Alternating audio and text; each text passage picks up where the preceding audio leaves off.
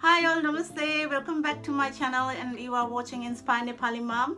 If you are watching for the first time, please don't forget to subscribe my channel and please do leave feedback comment after watching my videos. Ani aaj चाहिँ I have come back again with the plant video and I will be sharing with you repotting my plant and basic 3 care tips of Calatheas Orbifolia. Your plant, you can see here, it's really beautiful.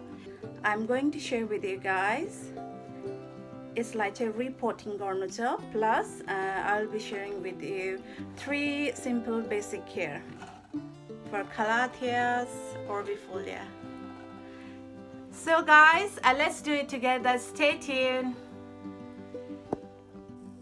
So साथीहरु, everything is ready now. Repot गर्नुको लागि Calatheas Orbifolia small pot मा अनि त्यसपछि bigger pot मा with soil in it त्यहाँनेरि चाहिँ repot गर्नुको लागि ready. So Calatheas Orbifolia, one of the very trendy अनि त्यसपछि popular plant भन्छु म. अनि यसलाई मन नपराउने चाहिँ सायद कोही छैन होला plant लभर्सहरुमा.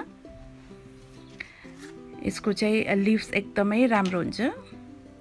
The main attraction, leaves भित्रको डिजाइन, ornamental look. अनि यसको origin चाहिँ Bolivia हो.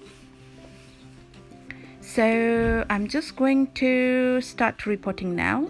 So rootहरु हेर्ने repotting गर्दाखेरि and they all look healthy, well drained soil.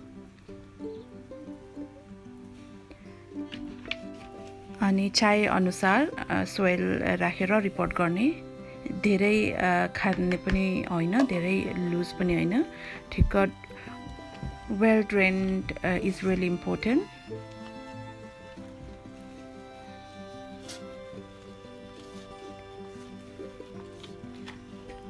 अनि lighting मा चाहिँ the first thing of basic care, lighting. I'm going to talk about lighting.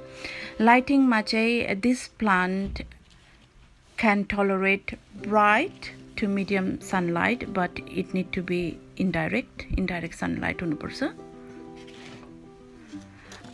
अनि a low indirect sunlight मा पनि it can survive. That means like any corner of the room or any part of the room, not only like window side मै नभएर अरु parts of the room हरुमा पनि they survive.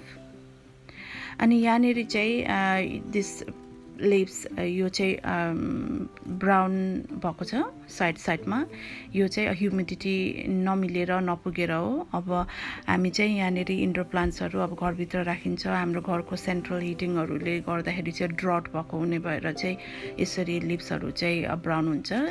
यस्तो हुँदाखेरि चाहिँ simple त्यो ब्राउन भएको पार्ट्सलाई मात्रै मिलाएर काट्नु पर्छ यसरी सिजरले मिलाएर. र काट्दाखेरि चाहिँ मेक श्योर तपाईको सिजर चाहिँ रस्टी नहोस्. खिएको भयो भने चाहिँ सबै प्लान्टलाई नै मार्छ है यो.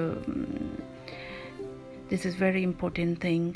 हामीले युज गर्ने हाम्रो प्लान्ट्सहरुलाई युज गर्ने इन्स्ट्रुमेन्टहरु इक्विपमेन्टहरु पनि we need to take care of it and be careful. अनि watering. So watering मा चाहिँ it's every 1 to 2 weeks. It normally likes a damp soil नि मन पराउँछ यो प्लान्टले. Damp soil but need to be well drained. Ani humidity, I'm misting now.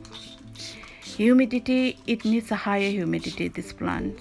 So basically यसलाई चाहिँ every or alternate day मा चाहिँ misting गरेको राम्रो.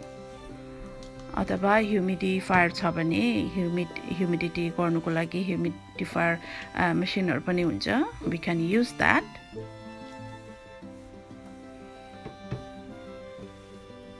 So finally it's done now.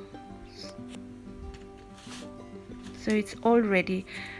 Okay साथीहरू, आजको लागि यति नै. I'll come next week with a new video. Until then, bye, take care.